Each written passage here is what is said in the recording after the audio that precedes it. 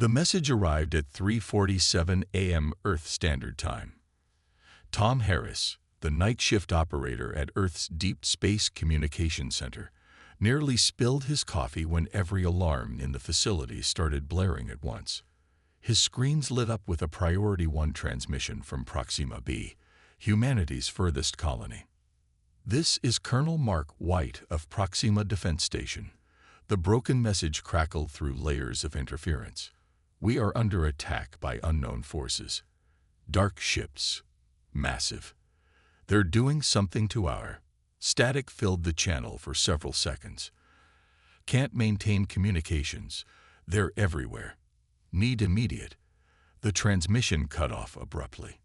The last few seconds of the message contained video footage, showing massive black vessels shaped like elongated diamonds.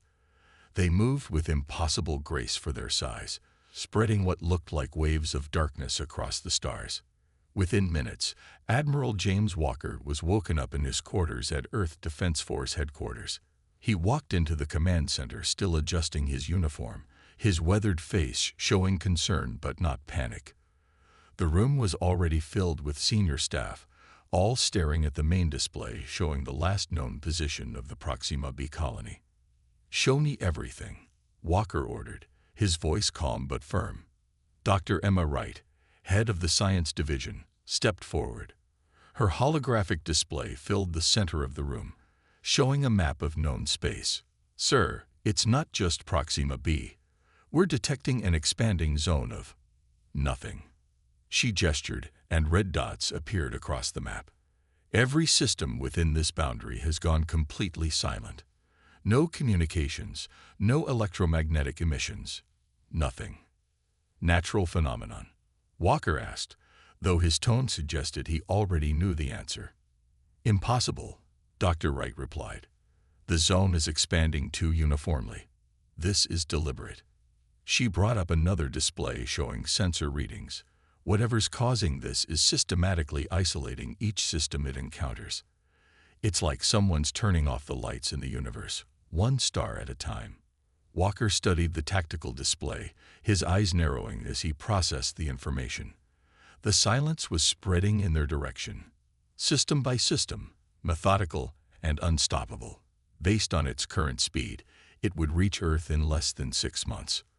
"What about the colony ships headed to Proxima B?" asked Lieutenant Jack Miller, his young face pale under the harsh lights of the command center.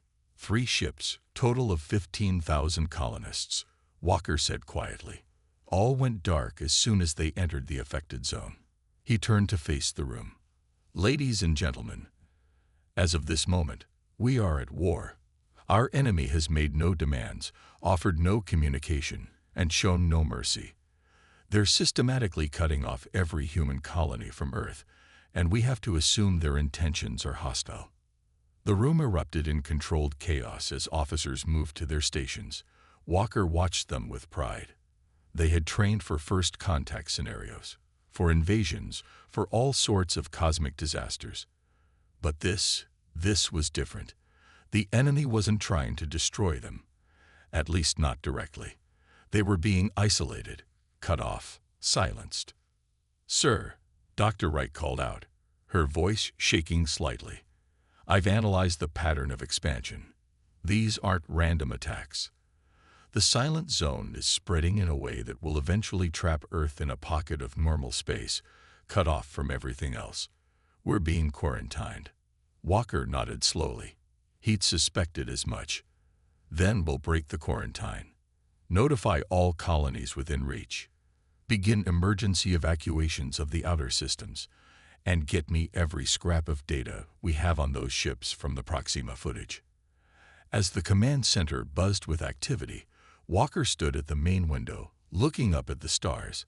They still shone brightly, but now those distant points of light seemed somehow threatening.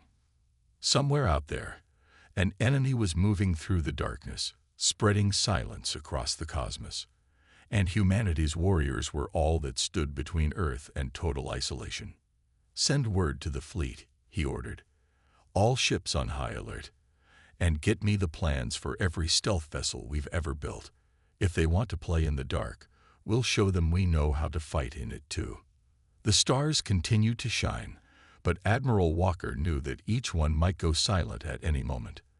The real question was, could humanity find a way to fight back before the silence reached Earth?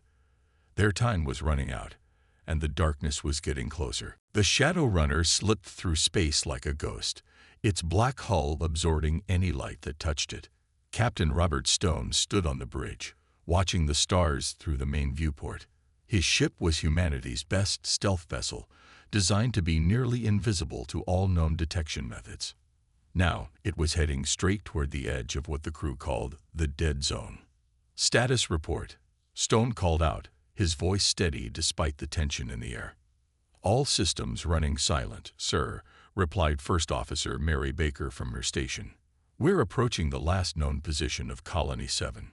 No signals of any kind from the system." Stone nodded. The Shadow Runner led a small fleet of 5 ships, all running in stealth formation. Their mission was simple but dangerous. Get close enough to observe the enemy without being detected. "Captain," the sensor officer called out suddenly, "I'm picking up something odd ahead. It's like a wall of nothing." Stone moved to the sensor station. The screen showed a strange darkness spreading across space ahead of them. It wasn't like normal space. It was completely empty of even background radiation.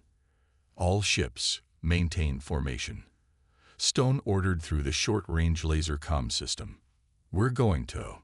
His words cut off as 3 massive shapes emerged from the darkness. They were exactly like the footage from Proxima b, huge diamond-shaped vessels that seemed to swallow light itself. "Hold position," Stone whispered. "Nobody move." The bridge crew watched in terrified fascination as the alien ships moved with impossible grace.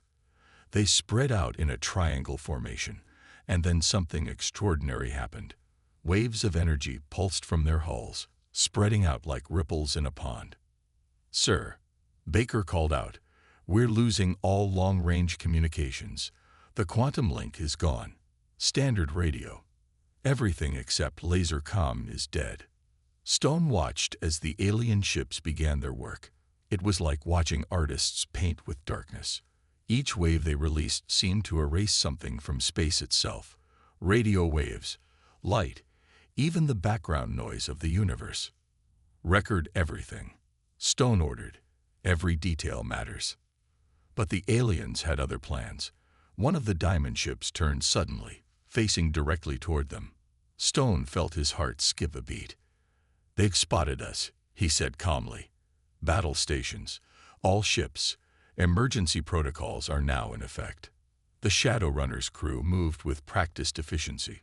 Stone had drilled them for this, though none of them had truly believed they'd face such an enemy. "Sir, the Palmer and the Nighthawk. They're not responding to laser comm," Baker reported, her voice tense. The silence was spreading, cutting off even their most basic communications. Stone watched as the 2 ships at the rear of their formation went completely dark, their systems shutting down one by one. The crews would be alive inside, but totally cut off from the outside world. "Hard burn," Stone shouted. "Get us out of here. Fire the new torpedo design. Let's see if our scientists got anything right." The Shadow Runner's engines flared to life, pushing the ship into a tight turn. Behind them, the experimental torpedoes launched, their warheads designed to create brief holes in the silence field. The explosions lit up space like new stars being born. For a moment, the silence wavered. Stone saw readings from the Palmer flicker back to life. Its crew was okay, just trapped in the field of silence. "We need to get back to Earth," Stone said, watching as the alien ships began to move toward them. "They're not just cutting off communications, they're practicing for something bigger." The Shadow Runner and the 2 remaining ships of the reconnaissance fleet pushed their engines to maximum, racing away from the expanding darkness. Behind them, the alien vessels didn't pursue. They didn't need to. Their message was clear. They could silence anything they wanted, anywhere they wanted. As they fled back toward Earth, Stone reviewed the sensor data they'd gathered. The aliens weren't just creating silence, They were spreading it like a disease through space itself. Each system they touched became another dead zone, unable to communicate with its neighbors. "Send a priority message to Admiral Walker as soon as we're in range," Stone ordered.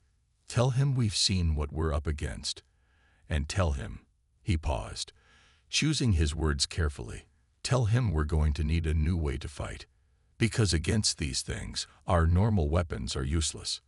The Shadow Runner raced through space, carrying its vital intelligence back to Earth. Behind it, the silence continued to spread, unstoppable and absolute. Earth's largest military base had never been so busy.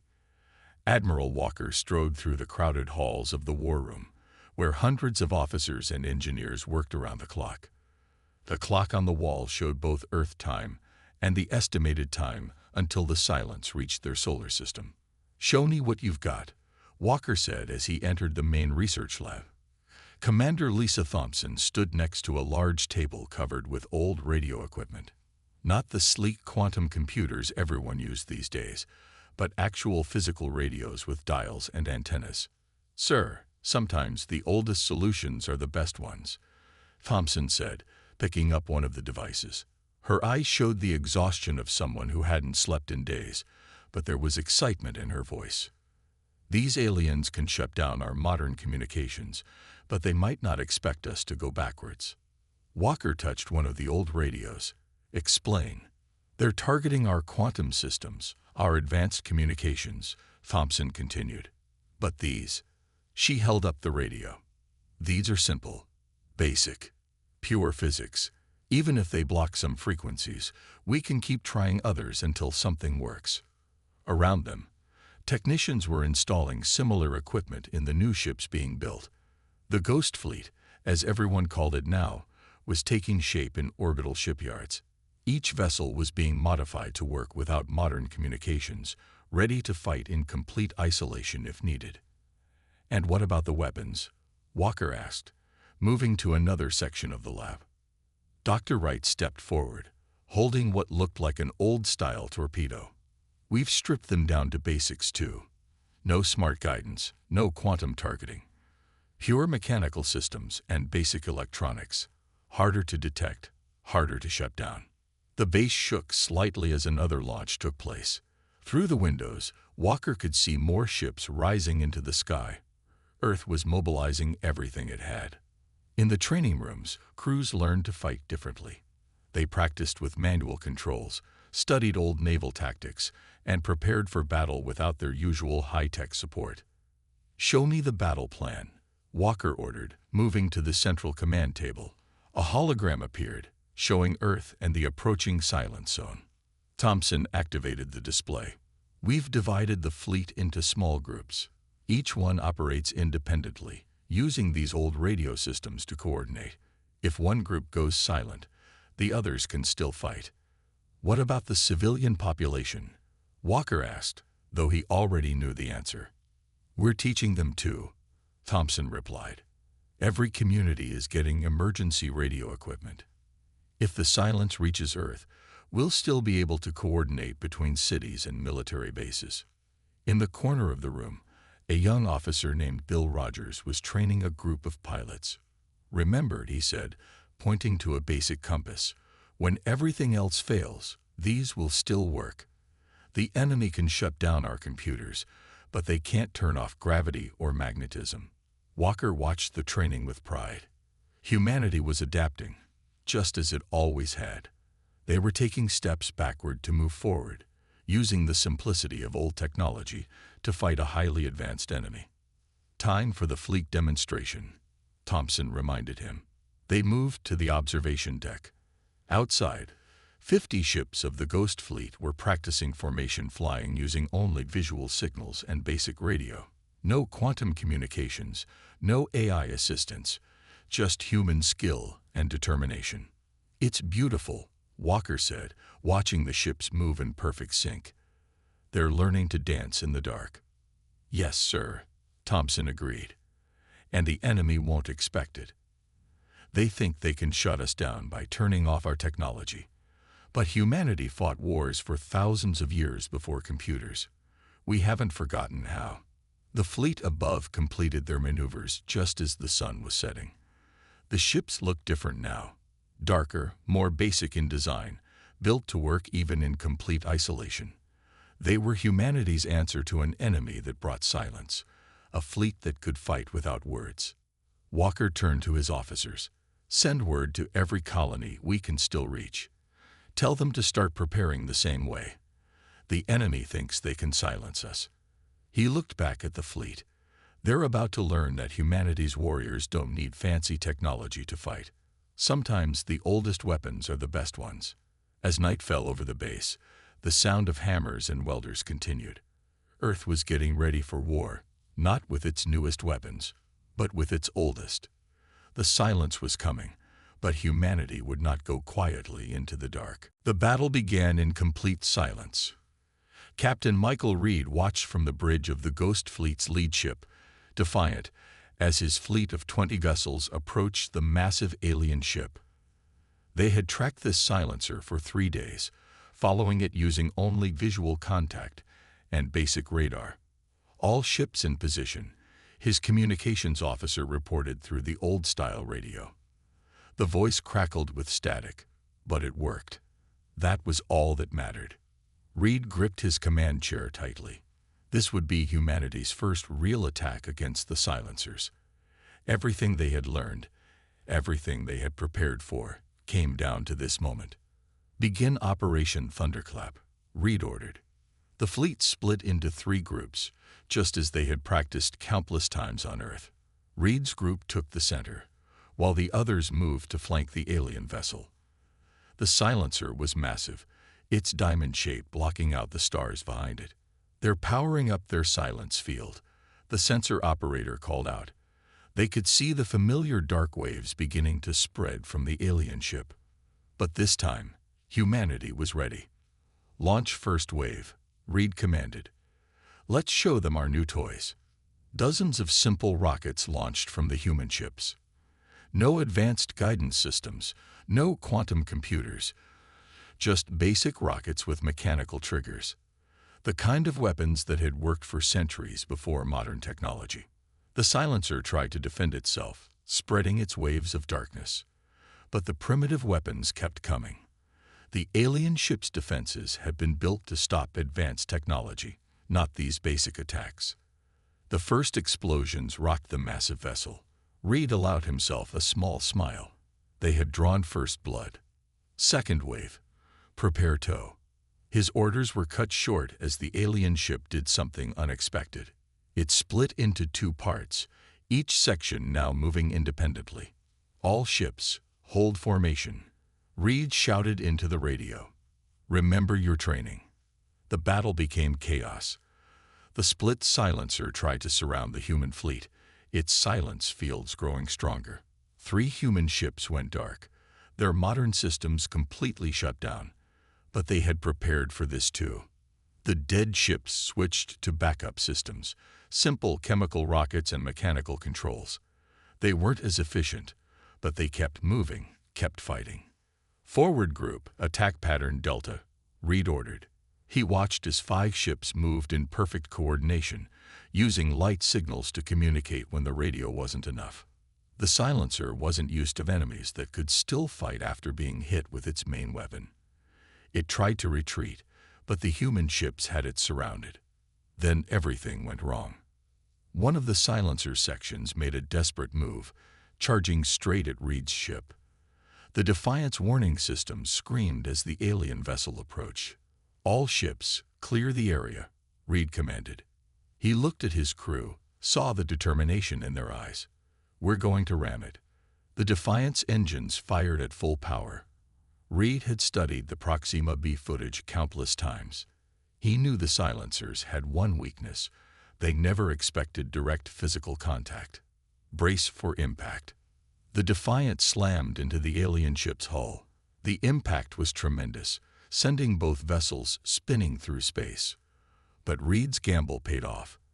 At such close range, the silence field couldn't form properly. "Boarding teams, go," Reed ordered. Teams of soldiers in simple mechanical spacesuits launched from the Defiant. Their equipment was basic: No fancy electronics to be shut down, just tools and weapons that had worked for generations. The alien ship's hull cracked under their assault. For the first time, humans entered a silencer vessel. "Sir," his radio crackled. "You need to see this. The ship, it's empty. It's all machines, automated systems." Reed's mind raced with the implications. The silencers weren't living beings. They were automated weapons. But built by whom? And why? The second alien section tried to escape, but the rest of the Ghost Fleet cut off its retreat. More boarding teams launched, and soon both parts of the silencer were under human control. The battle was over. Humanity had won its first victory against the silence. "Send word to Earth," Reed ordered, watching as his engineers began studying the captured alien technology. "Tell them we've done it. And tell them." He paused, looking at the empty alien ship. "Tell them we've learned something important. We're not fighting against aliens. We're fighting against their machines." The stars shone brightly around them as the fleet regrouped.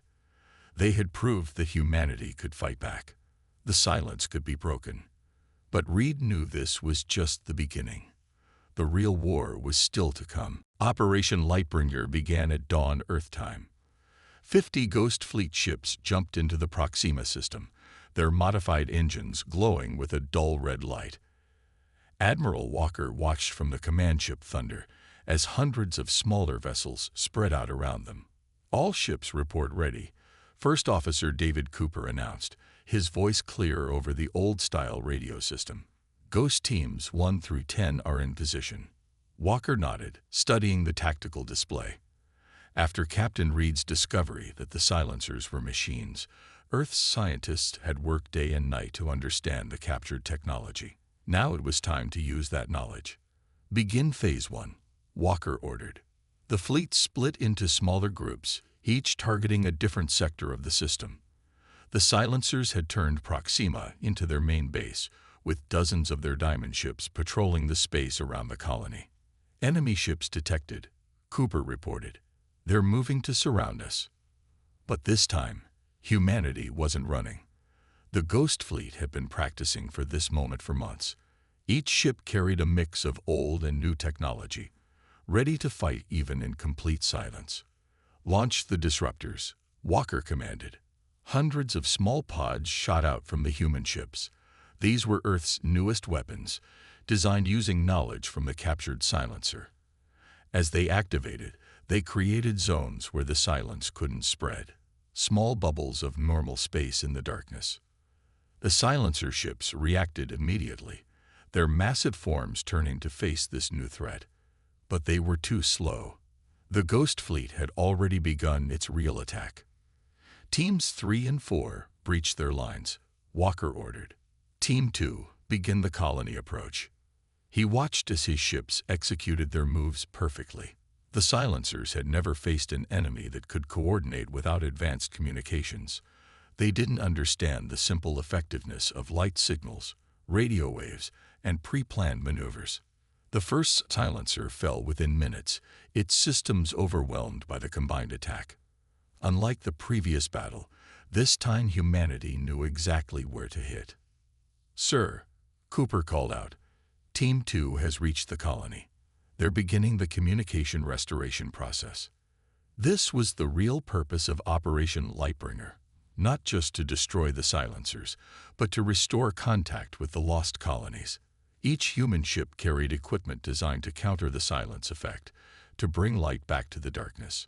But the silencers weren't finished. More diamond ships appeared from the outer system, their massive forms blocking out the stars. "All teams, hold position," Walker ordered. "Prepare for heavy resistance." The battle turned fierce. The silencers had adapted their tactics, trying new ways to spread their silence. But humanity had adapted too. When modern weapons failed, they used simple ones.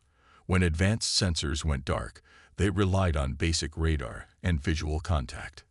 "Colony signal restored," Cooper shouted suddenly. The main screen lit up with a transmission from Proxima B's surface.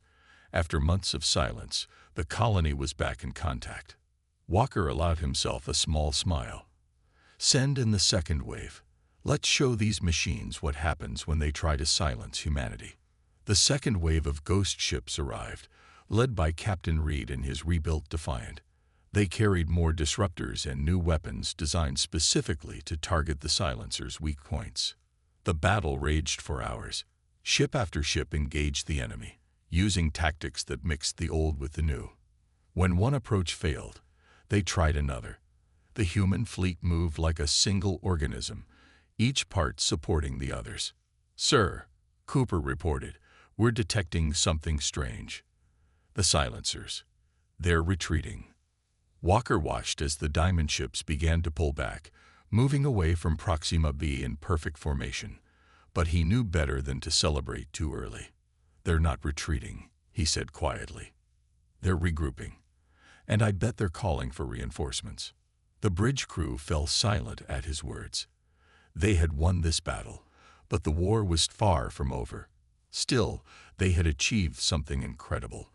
They had broken the silence around Proxima B, restored contact with the colony, and proved that the silencers could be beaten. "Send word to Earth," Walker ordered. "Tell them Operation Lightbringer was a success, but also tell them to prepare. The silencers will have a central control point somewhere. That's our next target." As the fleet regrouped around Proxima B, Walker looked at the stars beyond. Somewhere out there, the force controlling these machine ships was waiting. Humanity had won its first major victory, but the greatest challenge still lay ahead. Lieutenant Anna Foster stood in the Defiance data center, staring at the information streaming across her screens. After 3 weeks of analyzing data from defeated silencer ships, she had found something incredible. "Captain Reed," she called out, "I think I've found their control center." Reed rushed into the room, followed by Admiral Walker, who had just arrived from Earth. The three of them looked at the complex pattern Foster had discovered in the silencer's code. "All their ships follow commands from a single source," Foster explained, pointing to her findings. "It's like a hub sending out orders. And based on these signal patterns, I think I know where it is." Walker studied the data carefully. "The Orion Nebula. That's deep in the silent zone." "Yes, sir," Foster nodded. "But that's not all. Look at this code sequence I found." She pulled up another screen. "The silencers aren't just machines. They're some kind of protection program." Reed leaned closer to the screen. "Protection? From what?" "Not from what," Foster said quietly. "For what? They were created to protect younger civilizations by isolating them. Someone built these machines to prevent contact between different species. The revelation hit them all hard. The silencers weren't an invasion force. They were a misguided attempt to protect the galaxy's civilizations from each other." "Can you crack their programming?" Walker asked. Foster nodded slowly. "I think so. But we'd need to reach their central hub. And getting there." She left the sentence unfinished. The Orion Nebula was now in the heart of silencer territory. Walker straightened up, his decision made. "Then that's where we're going. Order the Ghost Fleet to prepare for deep space operation. We're going to end this." The next day, the largest fleet humanity had ever assembled gathered near Mars. 200 ships, all modified with both ancient and new technology, ready for the most daring mission in history. "All ships report ready," Reed announced from the Defiance Bridge. The fleet had been split into 3 groups, one to engage the silencers, one to protect Foster's team, and one to remain in reserve. "Begin Operation Daybreak," Walker commanded from his flagship. The fleet jumped into hyperspace, using the last coordinates Foster had calculated. When they emerged, the sight took their breath away. In the heart of the Orion Nebula floated a massive structure, a sphere the size of Earth's moon, glowing with strange energy. "That's it," Foster whispered. "The control hub." But they weren't alone. Hundreds of silencer ships surrounded the structure, their diamond shapes forming a barrier between the humans and their target. "All ships, battle formations," Walker ordered. "Remember your training. We're not leaving until that hub is under our control." The battle that followed was unlike anything humanity had ever faced. The silencers fought with desperate intensity, as if they knew their core programming was at risk. Foster and her team worked in the Defiance data center, trying to hack into the hub's systems while the battle raged outside. Every piece of code they cracked brought them closer to understanding the ancient race that had built these machines. They thought they were doing the right thing, Foster said as she worked. They built the silencers to prevent war between civilizations by keeping them apart. But they didn't understand that isolation isn't protection. It's just another form of prison. The fleet fought its way closer to the hub, losing ships but never losing hope. Reed's Defiant led the final push, breaking through the silencer line. Lieutenant Foster, Reed called out, "We're in range. Whatever you're going to do it now." Foster's fingers flew across her keyboard, sending the code she had prepared. It was elegant in its simplicity, not trying to destroy the silencer's programming, but to modify it, to change their purpose from isolation to connection. The hub's glow changed from blue to green. Around them, the silencer ships stopped fighting, their programming being rewritten in real time. "It's done," Foster announced, her voice tired but proud. "I've changed their core directive. They're no longer programmed to silence and separate. Now they're programmed to connect and protect." Walker watched from his ship as the silencers began to move in new patterns. The war wasn't over yet. There would be more challenges ahead, but they had found the source of the silence, and more importantly, they had found a way to change it. Humanity had proved that sometimes the best way to fight silence wasn't with more silence, but with understanding and innovation. The final phase began 3 days after the reprogramming of the control hub. Admiral Walker stood on the bridge of his flagship, watching as the combined fleet, now including both human ships and reformed silencer vessels, prepared for their last mission. "All ships report ready," Cooper announced. "The silencers have integrated perfectly with our formation." It was still strange to see the diamond-shaped ships working alongside human vessels. Lieutenant Foster's reprogramming had turned them from enemies into allies, their vast power now dedicated to restoring communication across the galaxy. "Begin Operation Dawn," Walker ordered. "Let's bring light back to the universe." The massive fleet split into smaller groups, each assigned to a different sector of space. Their mission was simple but enormous: to restore communication to every silenced system, to reconnect all the isolated colonies and civilizations. Captain Reed's Defiant led the first wave, with Foster aboard to oversee the technical aspects.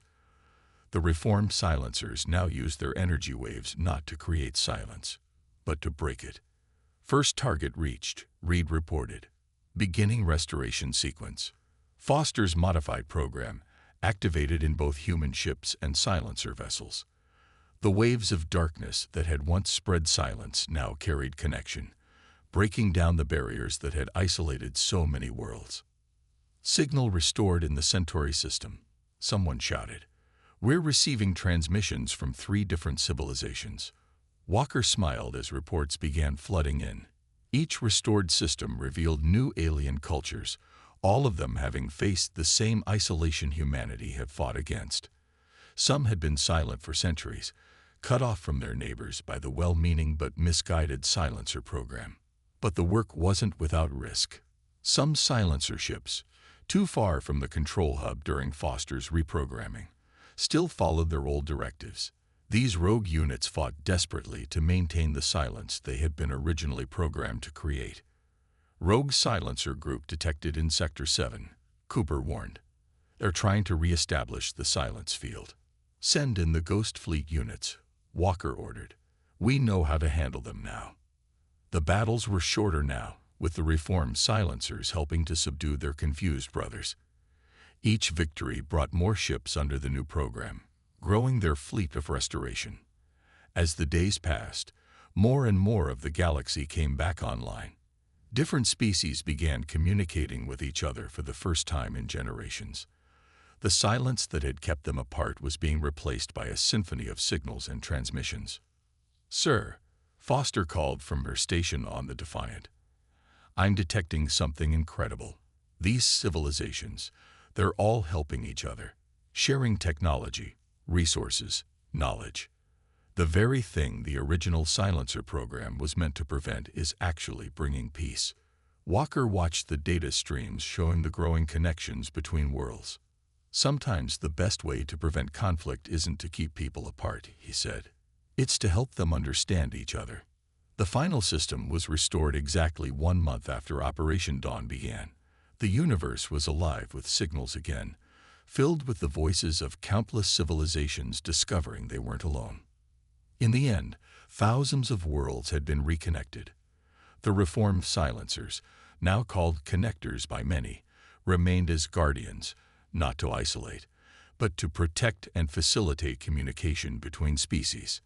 Admiral Walker stood in Earth's main communication center, listening to the messages flowing in from across the galaxy. Representatives from hundreds of worlds were planning a great meeting, a chance for all species to come together and ensure that silence would never divide them again. It's amazing, Foster said, standing beside him. All these people, all these civilizations, they were out there all along just waiting for someone to break the silence. And now they're all talking at once, Reed added with a smile. Almost makes you miss the quiet.